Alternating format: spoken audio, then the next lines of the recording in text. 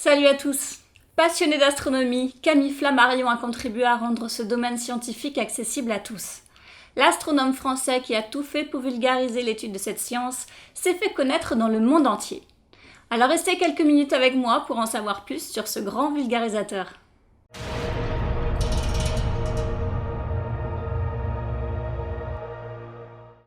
Nicolas Camille Flammarion naît le 26 février 1842 dans un village du département de la Haute-Marne. C'est un garçon précoce qui commence très jeune à s'intéresser à l'astronomie. Il est scolarisé dans une école jésuite, puis devient apprenti graveur à l'âge de 15 ans pendant quelques mois. En parallèle, le jeune homme réussit à poursuivre ses études en suivant les cours du soir de l'école polytechnique et à l'âge de 16 ans à entrer à l'Observatoire de Paris en tant qu'élève astronome. Attaché au bureau des calculs, il restera 4 ans à l'observatoire et y fera certaines observations de comètes. En 1862, il publie un ouvrage intitulé La pluralité des mondes habités, dans lequel il défend l'idée que d'autres planètes puissent être habitées. L'ouvrage connaît un grand succès et Flammarion reçoit même les félicitations d'un célèbre écrivain, Victor Hugo. Par contre, il ne plaît pas à Urbain Le Verrier, directeur de l'Observatoire de Paris, d'où Flammarion est aussitôt exclu. Après avoir quitté sa place, Flammarion entre au bureau des longitudes, poursuivant ses études astronomiques dans un petit observatoire privé qu'il a établi dans une maison de la rue Gay-Lussac. Il se consacre alors principalement à l'étude des taches solaires et des formations géologiques sur la Lune. À l'âge de 22 ans, il rejoint l'équipe d'un magazine scientifique appelé Cosmos et collabore en même temps à plusieurs revues scientifiques ou généralistes, le magazine Pittoresque, Le Siècle, l'Illustration et la revue du 19e siècle. À partir de 1865, il donne des conférences sur l'astronomie populaire suivies par un public exceptionnellement nombreux.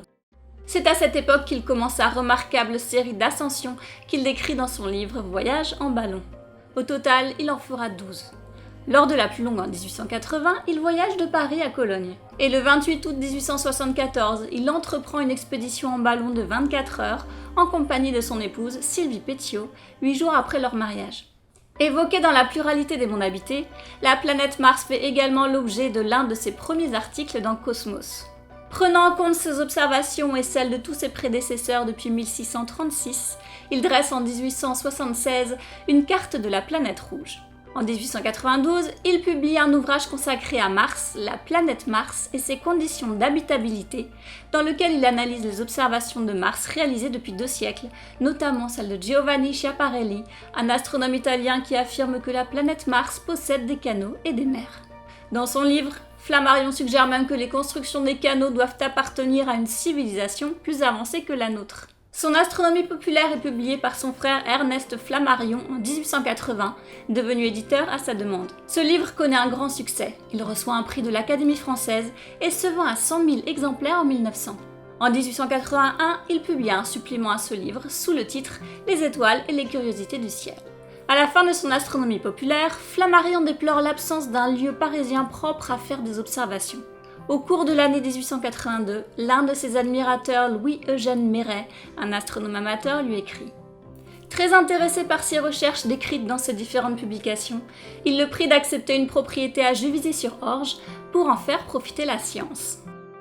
L'astronome accepte et y installe son observatoire privé contenant une coupole et une lunette astronomique. En 1887, Camille Flammarion fonde la Société française d'astronomie, dont il est le premier président et dont il dirige le bulletin mensuel L'Astronomie jusqu'à sa mort. Flammarion a la volonté de mêler astronomie et spiritisme. C'est après avoir découvert le livre des esprits d'Allan Kardec qu'il s'est particulièrement intéressé à ce domaine. Alors dès 1898, il organise avec la médium italienne Eusapia Palladino plusieurs séances de spiritisme. Il écrit également de nombreux ouvrages sur la communication avec les morts et les maisons hantées. Ses romans de science-fiction Uranie et Stella sont d'ailleurs marqués par cette passion. Le 3 juin 1925, l'astronome meurt à Juvisy. En son hommage, la petite planète répertoriée alors sous le patronyme de numéro 1021 et découverte le 11 mars 1924 a été nommée Flammarion. Pour finir, voici quelques mots d'Henri Poincaré, qui fut président de la Société astronomique en 1901 et 1902. Il est venu un poète qui a su décrire les paysages des cieux, les faire aimer de ceux qui ne les connaissent pas ou de ceux qui ne savaient pas bien les regarder. Ce poète, c'est Camille Flammarion. Il chante et les solitudes célestes s'animent. Les astres ne sont plus des points mathématiques obéissant passivement à des équations différentielles, ce sont des mondes parés de magnifiques couleurs. Merci d'avoir suivi cette vidéo, n'oubliez pas de la partager pour aider à faire connaître la chaîne et à vous abonner si ce n'est pas déjà fait. Pour les plus curieux, l'article du blog correspondant est en lien dans la description. Allez, à très vite pour une nouvelle vidéo.